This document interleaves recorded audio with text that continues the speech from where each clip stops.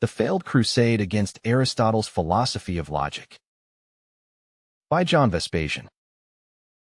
The philosophical innovations brought forth by Aristotle, 384 to 322 BC, are momentous, truly revolutionary, especially in the field of logic. His identification of a precise method, which he called syllogism, to reach accurate conclusions allowed, for the first time in history, to conduct rational debates. Modern civilization is built on the pillars of Aristotle's logic, and the enemies of civilization know that it can be undermined by severing those pillars. Without well-defined rules of logic, a rational discussion becomes impossible and anything goes. Unfortunately, history has generated many crusaders against Aristotelian logic. The damage they've inflicted on civilization is proportional to the extent of their popularity. The confusion they have created is proportional to how far they've twisted the works of Aristotle. Descartes against Aristotle's philosophy of logic.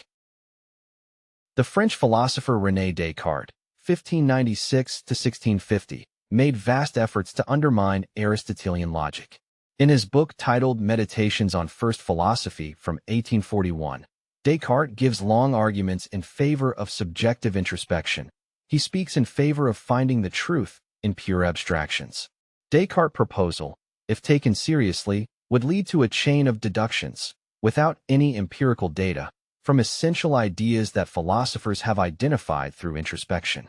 Thankfully, Descartes devoted the following decades of his life to mathematics, geometry, and astronomy, instead of trying to spread his philosophical delusions. His logic makes no sense and does not refute Aristotle's in any way. John Locke against Aristotle's philosophy of logic. A second crusader against Aristotelian logic is John Locke, 1632 to 1704. His Essay Concerning Human Understanding, published in 1690, summarizes his views on logic. Locke did not directly attack Aristotle, but emphasized the use of experiments to reach accurate conclusions. Observation, trial, and error are supposed to open our eyes to the truth. However, Locke fails to explain how to determine which experiments to conduct, how to define a control group, and how to assess the outcome of those experiments. The answer is obvious, and Locke should have seen it right away. Without Aristotelian logic, there is no way to conduct or assess experience. There is not way to determine which array of experiments is relevant and to which extent. Without syllogisms, rational debate becomes impossible. If you perform experiment after experiment, you are not going to arrive at the truth by trial and error. You'll need to analyze data rationally, and, for that, you require Aristotelian logic. Kant against Aristotle's philosophy of logic. The German philosopher Immanuel Kant, 1724 to 1804, is by far the most virulent crusader against Aristotle's logic. Kantian logic undermines the basic principle of Aristotle's philosophy, namely, that human beings are defined by their rationality and that this is their natural method for identifying truth.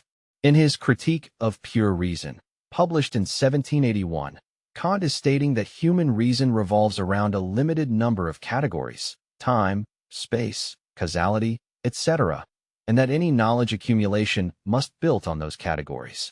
Kant is thereby undermining Aristotle's reliance on general human reason. If you limit human reason to a narrow, closed, predefined list of categories, you are also limiting creativity, ambition, and innovation. Aristotle regarded syllogisms as general tools for gathering knowledge. Their field of application was unlimited, and there are no restrictions for combining syllogisms and build complex chains of arguments. Kantian logic is reducing human reason to a small fraction of its capabilities. It is circumscribing the role of philosophy to a narrow parcel devoid of practical interest.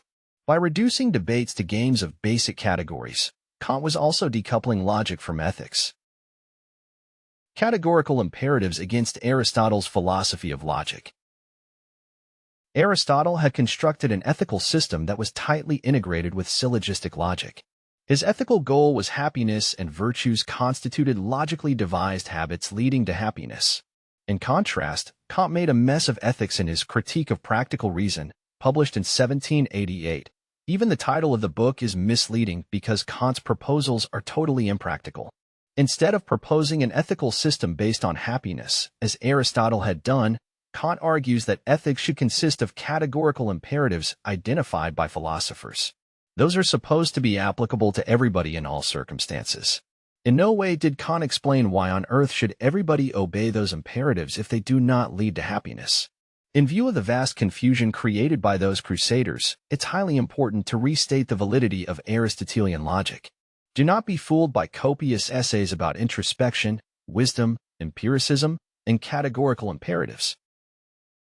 If you are interested in how to apply Aristotelian ideas to all kinds of situations, I recommend you my book, Asymmetry, The Shortcut to Success When Success Seems Impossible. For more information, go to johnvespasian.com.